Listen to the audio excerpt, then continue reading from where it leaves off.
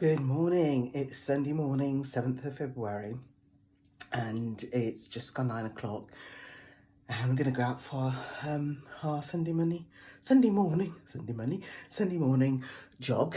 It is very cold out there, so that's why I'm kind of filming this intro before I go out, because I'm going to have some heavy gloves on and hat. It is, I think when I last looked, it was saying 1 degree, but feels like -7, so it's cold.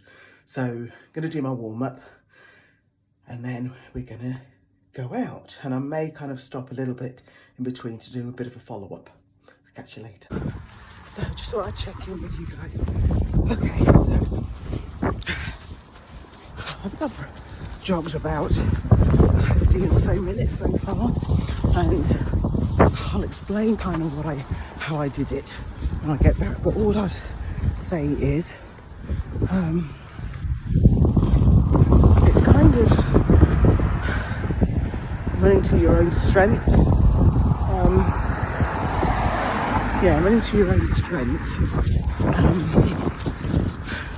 So say you keep looking at the watch, just do you 1 minute, 2 minutes, give yourself little landmarks to run to.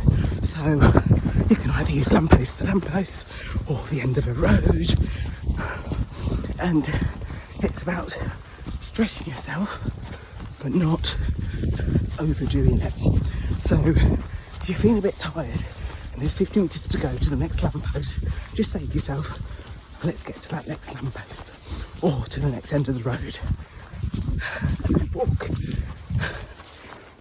Do your 2 breaths in, 1 breath out, particularly when you're walking, to gain some of your strength back, and then go again. So see you at the end. Okay, so remember when I mentioned to you about doing hills? I've got a small hill here, well it's actually a graduating hill up here, which I'll show you, and it's just a few tips on how to get up the hill.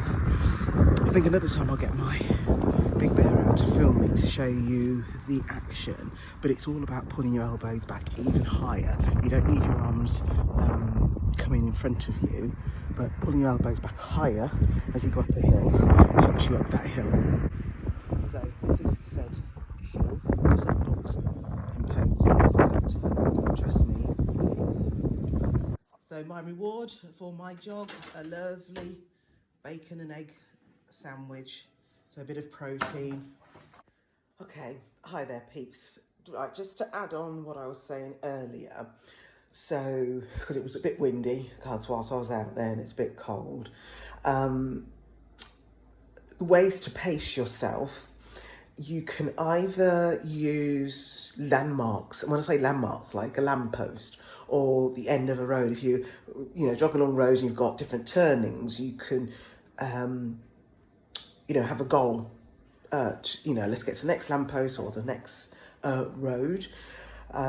Because say to keep looking at your watch to do your 2 minutes, 1 minute, it can be distracting.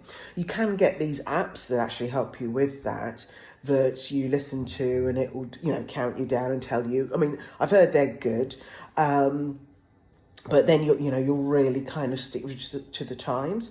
So when I say about using kind of a landmark in front of you, is to say to yourself, right, either I'm going to get to that next lamppost, or I'll get to lamppost number 3 from where I am, or to the end of a particular road, or to somewhere else, or a house, or another building that And again, just pace yourself.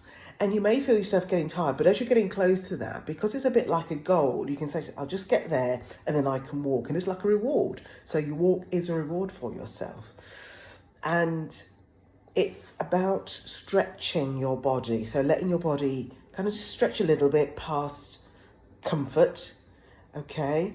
And then what happens is you have those different landmarks, and then you can say to yourself, the next time you go out, you can think, okay, I know I can make it to that landmark, so let's do the next 2 lampposts, or whatever it may be. You just lengthen it gradually at a time.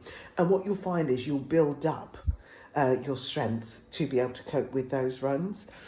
I think what I did this morning, I did a brisk 2-minute walk just to get used to that weather out there, so it was cold. And then I did a very gentle jog. I think I jogged for about 12, 13 minutes-ish. Because as I say, I've been jogging before, so my mind, although it's been a little while, my mind kind of remembers what I can do. And then I did a bit of walking.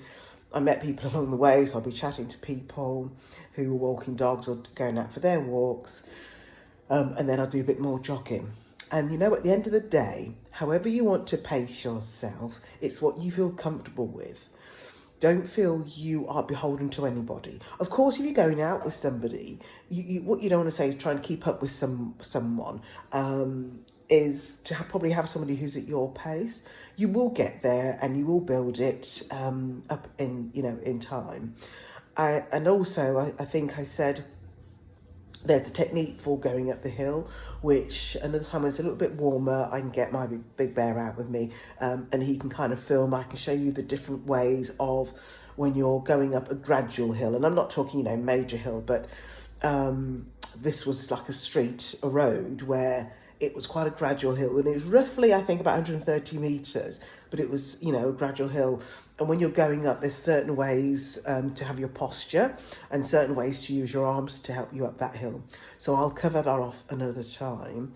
But I think all in all, I was out for about half an hour, and it was a good little run, nice little fan. Even created a tiny little circuit kind of just around the streets. But it was good, and I felt really warm. And as soon as I came in the house, the heat hit me and I had to sort of get, jackets off, gloves off, etc. So keep going at your pace and just gradually build it up. Okay, enjoy the rest of your Sunday.